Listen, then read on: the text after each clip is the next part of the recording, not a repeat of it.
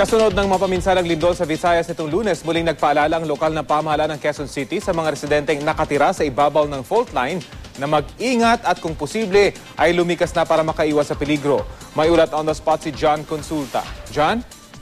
Rafi, mas pinaigting na nga ng Quezon City Local Government ang kanilang paghahanda kontra sa posibleng epekto ng posibilidad ng malakas na lindol sa lungsod Quezon. Kaugnay na rito na nangyayari naganap na lindol sa Negros.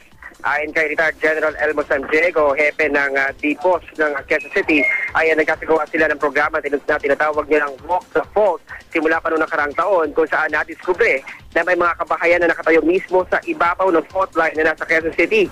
Mapa-inform ng setters man o mga bahay sa loob ng mga exclusive subdivision. Ayon na rin sa Quezon City Local Government.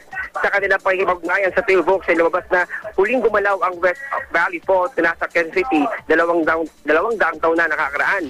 Pero base sa pag-aaral ay gumagalaw ang mga fault lines kada 200 hanggang 400 taon tulad na nangyari sa New Zealand at Japan. Para maiwasan ang trahedya, mas paigtingin ng Quezon City DPOS ang paglalagay ng mga signages na nagsasabing nasa fault line area ang lugar.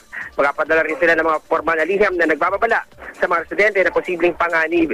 Tinimulan na rin ng mga local government ang pag-i-inspect sa mga pribado at pampublikong gusali ng Quezon City, partikular ng mga tinayo noong dekada 50 at 60. Kabilang na rin sa mga tumugon, Rafi, doon sa mga babala na ibinigay nga ng Quezon City Local Government ay ang President City Pauline Luna na kung saan ay nadiskubre niya na ang kanyang lupa na saan nagtatayuan ng isang bahay ay nasa ibabaw ng fault line kung kaya't ipinagpaliban na raw niya at hindi na raw itutuloy ang pagtatayo ng kanyang bahay.